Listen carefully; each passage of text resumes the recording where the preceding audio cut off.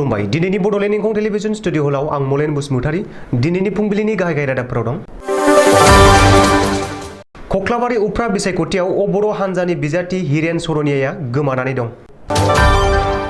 डिमा हासावनि सुजय लाल थाउसेना एसएसबिनि director general बिबानखौ आजावबाय।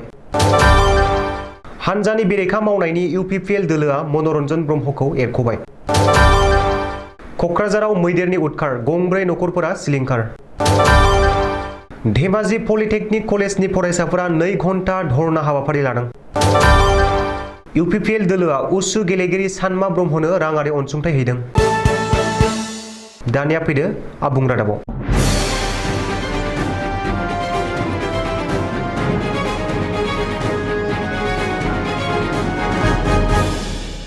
नैजिनै नं कक्लाबारि बियाबनि उफ्रा बिसायख'थिनि थाखाय बिजाथि महरै गसंनाय बर' सुरक्षा समितिनि बिजाथि हिरेन सरनियाया आथिखालाव गोमानानै दं। बर' सुरक्षा समितिनि दैदेनगिरि जुन दास आरो जगेश्वर कलितामोनहा बुधबारखालि बाक्सानि मुसलपुराव खौरांगिरि मेल खुंनानै मिथिहोदों। बर'नि दैदेनगिरि जुन दास आरो जगेश्वर कलितामोनहा बुंदों दि थांनाय 25 मेनिफ्रायनो हिरेन सरनियाया इउपिपिएल आरो जिएसपिनि खैसाराव गोग्लैनानै नलबारिनि बबेबा मोनसे हटेलाव लांखार जादों। बेनि थाखाय जिएसपिनि इएम धनिश्याम दास आरो एमपि हिरा सरनियाया मोनखौ दाय होदों।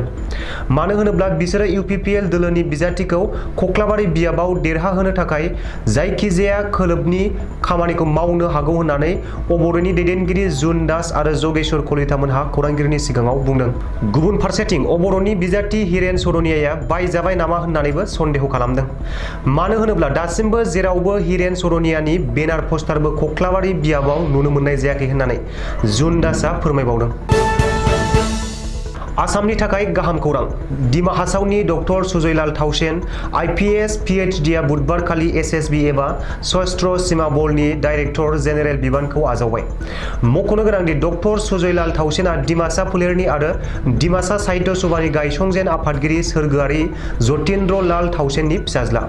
बिमानि मुङा सोरगोआरि त्रिवेणी फासाइदि थाउसेन। मख'नो गोनांदि आथिखालाव एसएसबिआ भारत नेपाल आरो भारत भुटान सिमनायाव थानानै हादरखौ सिबिगासिनो दं। मिरु सोरखारनि नखर बिफानजों सामलायजानाय एसएसबि बायदि मोनसे गेदेर फसंथाननि डाइरेक्टर जेनेरेल बिबानखौ मोननो हानाया आथिखालाव जोबोर गोग्गाथाव। डिमासा फोलेरनि गोबाङानो जोबोर गोजोननाय फोरमायदों आरो रंजाखांदों। इउपिपिएल दोलोनि दैदेनगिरि मनरन्जन ब्रह्मखौ हान्जानि बेरेखा हाबा मावनायनि थाखाय इउपिपिएल दोलोनिफ्राय एरख'बाय। इउपिपिएल दोलोनि संबिजिरनि आर्टिकेल 16 सेक्सन 6 नि जोहै एरख'नाय जादों होननानै सुलुङाव मिथिहोदों। मख'नो गोनांदि इउपिपिएल दोलोनि दैदेनगिरि जानानैबो मनरन्जन ब्रह्मआ बिटिसि सोरखारनि हेंथायै गुवाहाटी गोजौ बिजिरसालियाव केस होदोंमोन। मानो होनोब्ला क'क्राझार जिल्लानि 3 जौगाथाय खोन्दो मावख'नि बेंखनाव 31.5 कौटि रांनि मुस्रि राननानै होनाय आरो 18 कौटि रांखौ सोरखारनि एकाउन्टनिफ्राय आदाय खालामखांनायनि उनाव आद्रा रांखौ मोनबावनो थाखाय मनरन्जन ब्रह्मआ गुवाहाटी गोजौ बिजिरसालियाव केस होनायनि उनाव बिजिरसालिया जाथायनि सोमोन्दै नायबिजिरनो बिथोन होदोंमोन। लोगो लोगोनो आसामनि गोबां खौरां बिजोङाव जाख्ल'नायनि खौरां फोसावनायाव बे खौराङा जेरैबो गोसारदोंमोन। हाग्रानि मैदेरफोरा जेरैथिंबो मानसि थाग्रा ओनसोलफोराव हाबबोनानै मानसिफोरनि गोबां न'-बां आबाद फोथार बायदिफोरखौ खहा खालामनाया सानसे एसे बांनायनिफ्राय बांलांगासिनो दं। मंगलबारखालि क'क्राझारनि पाटगाव सेलेखागुरि गामियाव हाग्रानिफ्राय फालोसे मैदेर हानजाया हरनि समाव ओंखारबोनानै मानसिफोरनि थाग्रा जायगाफोराव हाबफैना मानसिफोरनि गासै न'-बांखौ गाफाय-गासै खालामनानै सिलिंखार खालामलांजोबदों। सुलुङाव मिथिनाय बादिब्ला सेलेखागुरि गामिनि थागिबि कुलेन बसुमतारीनि गासै न'-बांखौ गाफायजोबना गालांदों। बेनि अनगायैबो गंथाम नखरफोरावबो हाबनानै गोबां खहा खालामलांदों। दायो हाग्रानि मैदेरजों खहा खालामजानाय नखरफोरा सरकारनिफ्राय अनसुंथाइ मोननो खावलायदों। धेमाजि पलिटेकनिक कलेजनि गासै फरायसा फरायसुलिफोरा 2 घन्टा धरना हाबाफारि लादों।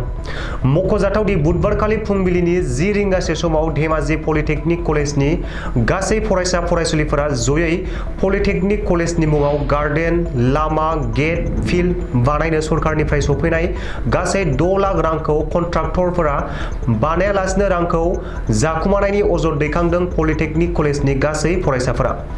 बेनि अनगायैबो कलेजनि गासै फरायसाफोरानो जयैनो फैसा खांलायना कलेजनि लामाखौ बानायनानै लानांदों होनना बुंथिदों।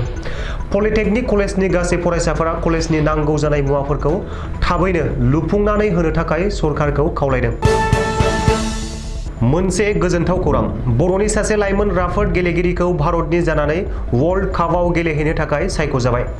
क'क्राझार जिल्लानि हालवादल गामिनि थागिबि राकेश ब्रह्मनि फिसाज्ला उसु गेलेगिरि सानमा ब्रह्मखौ आमेरिकायाव 7 जुलाइनिफ्राय जानो गोनां वर्ल्ड कापआव गिबि खेबनि थाखाय भारतनि जानानै गेलेहैनो थाखाय सायख'जाबाय। राफोद उसु गेलेगिरि सानमा ब्रह्मखौ आमेरिकायाव जानो गोनां वर्ल्ड काप गेम्सआव गेलेहैनो थाखाय प्रमद बर' दैदेननाय UPPL दोलोनि सोद्रोमाफोरा सानमा ब्रह्मनि न'खराव थांनानै 40,000 रांनि अनसुंथाइ होदों। राफोद गेलेगिरि सानमा ब्रह्मखौ भारतनि जानानै आमेरिकायाव खुंजानाय वर्ल्ड गेम्सआव गेलेहैनानै देरहाबोगोनखौ आसा खालामदों। दिनैनि रादाबा एसेनोसै, गोजोन्थों।